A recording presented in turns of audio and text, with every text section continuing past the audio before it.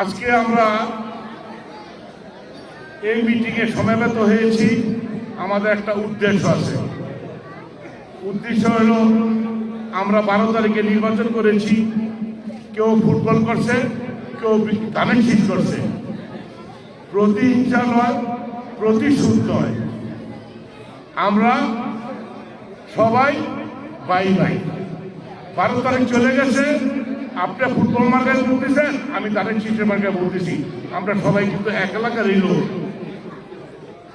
আমরা এখন থেকে 12 তারিখ ভুলে গিয়ে সামনের দিকে আমরা ভাই বোন হিসাবে যারা ভোট দিচ্ছে তারাও, যারা ভোট না দিচ্ছে তাদেরকেও বলি, আমরা সবাই একসাথে মিলেমিশে চলব।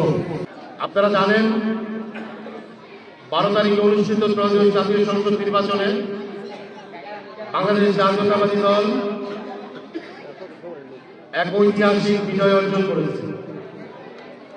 বিগত 17টি বছর ফ্যাসিস্ট শাসনামলে আমরা একটি নির্বাচনের দাবিতে রাজপথ থেকে রাজপথে আন্দোলন সংগ্রাম করে গেছি।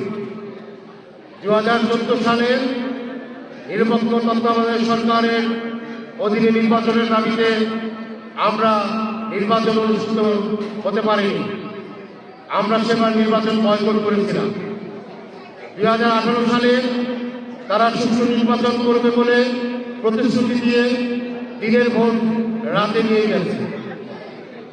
2024-এর নির্বাচনে, প্রহসনের নির্বাচনে, নামি নির্বাচনে আপনারা দেখেছেন তারা একতরফা নির্বাচন করেছেন।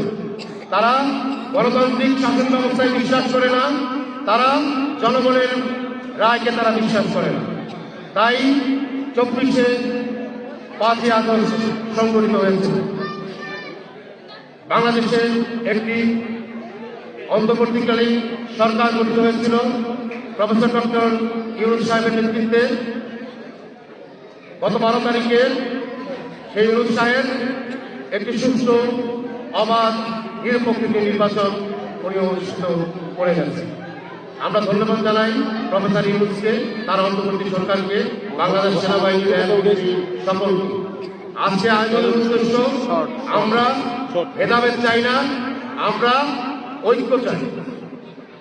জনাব তারেক রহমান সাহেব 25 ডিসেম্বর বাংলাদেশের মাটিতে পা রেখে উনি যে কথাটা বলেছিলেন, শান্তি শান্তি শান্তি। অতএব আমরা তারেক রহমানের সেই কথাগুলো, দেশের নির্বাচন খালেদা জিয়া জীবিত থেকে অবস্থায় উনি যে কথাগুলো বলে গেছেন, যে দেশের ভিতরে উনি ভেদাভেদ চান না, উনি পরম সহিষ্ণু হতে বলেছেন।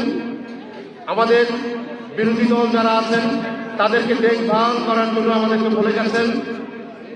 যারা অন্যায় করেছেন, যারা অবিচার করেছেন, তাদের আইনের আওতায় এনে বাকি সবাইদেরকে উনি ক্ষমাসুন্দর দৃষ্টিতে দেখতে বলেছেন। তো 12 তারিখে যে নির্বাচন অনুষ্ঠিত হয়ে গেল, আমরা দেখেছি আমাদের চারিপাশে অনেক কিছুই ঘটেছে। আমরা সেগুলো পুনর্ব্যক্ত করতে চাই না, আমরা এগুলোকে ভুলে যেতে চাই। আমরা কাঁধে কাঁধ মিলিয়ে আগামীর বাংলাদেশ বিনির্মাণে তারেক রহমান উনি যে স্বপ্ন দেখেছেন সেটা বাস্তবায়নের লক্ষ্যে আমরা এগিয়ে যেতে চাই।